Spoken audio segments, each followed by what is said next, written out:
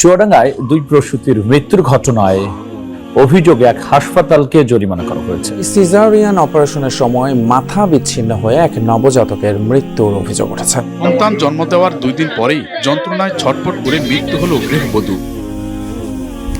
কি ভাই, কি এত চিন্তা করছেন? সামনে তো বাবুর ডেলিভারি, এইসব নিউজ দেখে খুবই ভয় পাচ্ছি। এবং পর্দারও একটা বিষয় আছে, বড় যদি ধরি তাহলে এটা একটা স্বাস্থ্য ঝুঁকির বিষয় থাকে। কোথায় যাব, কোন ডাক্তারের কাছে যাব, বিষয়গুলো চিন্তা হচ্ছে না। আচ্ছা ভাই, ব্যাপার চলেন আপনাকে একটা জায়গায় নিয়ে যাই। এটা হচ্ছে যে আল আফিয়া হসপিটাল, আর এটা ফার্মেসি, আর এদিক দিয়ে হচ্ছে যে বিভিন্ন ওয়ার্ড আছে। আসসালামু আলাইকুম। আসসালামু আলাইকুম। আল আফিয়া হসপিটালের পক্ষ থেকে আপনাকে স্বাগতম। আপনারা কি কিভাবে সহযোগিতা করতে পারেন? ডেলিভারি সংক্রান্ত আমরা কিছু ইনফরমেশন জানতে যাচ্ছি। এটা চট্টগ্রামের একমাত্র হসপিটাল যেখানে নারী ও পুরুষের জন্য আলাদা ওয়ার্ড ও এমার্জেন্সি আছে। অপারেশন থিয়েটার তো আপনি দেখতেই পাচ্ছেন, সব কিছুতেই সেফটি এবং প্রাইভেসি মেনটেন করেই হয়।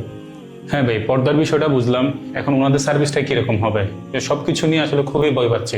এখানে প্রতিদিন শত শত পেশেন্ট চিকিৎসা নিতে আসে, তাছাড়া প্রশিক্ষণপ্রাপ্ত চিকিৎসকরাও আছে।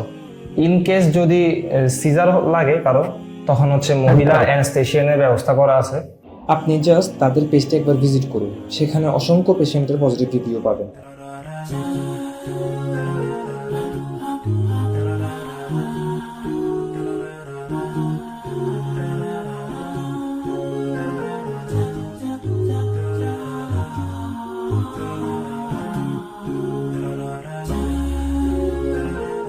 ধন্যবাদ ভাই আপনাকে।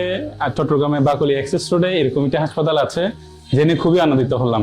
এখন আর কোনো টেনশন নেই।